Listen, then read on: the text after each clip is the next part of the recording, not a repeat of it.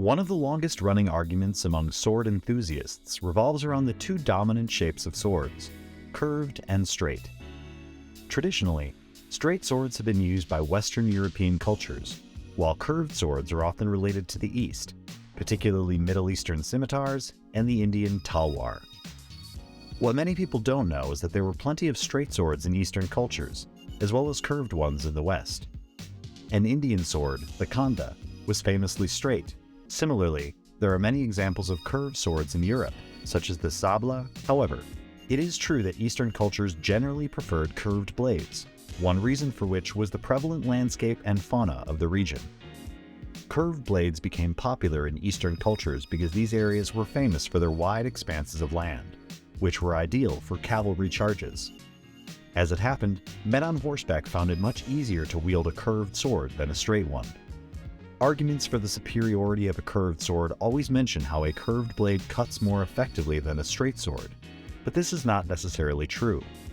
The curvature does not help to cut better per se, but it does complete the job more efficiently. A straight sword might cut just as well, but it would require a lot more training and focus for a soldier to wield properly. Its weight wouldn't seem as balanced from the top of a galloping horse.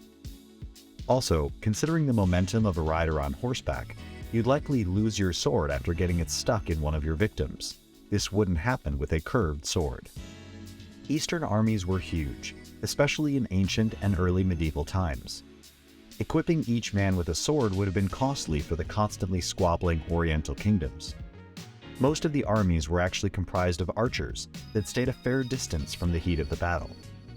However, in the middle or near the end of most battles, the archers were eventually forced to draw their blades and attack.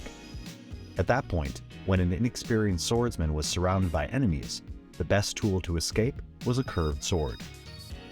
Curved swords are easier to draw from a sheath than a straight blade. They are also better for hacking down multiple enemies quickly. Curved swords have more cutting area than straight ones, as they have a better angle of attack. They also require less training to wield than a straight one. In one-on-one battles, however, the straight sword is far superior. The reason straight swords were more popular in older European armies is because their armies were generally smaller. Western infantry focused more on training each individual soldier in the art of warfare, rather than simply increasing the size of their armies. A straight sword is much better for thrusting and finishing off an enemy with singular blows. A curved sword would hardly do any damage if a soldier were wearing chainmail armor. Although these are the basic differences between the two types of swords and the preferences of their wielders, declaring one to be better than the other may still be cause for a duel.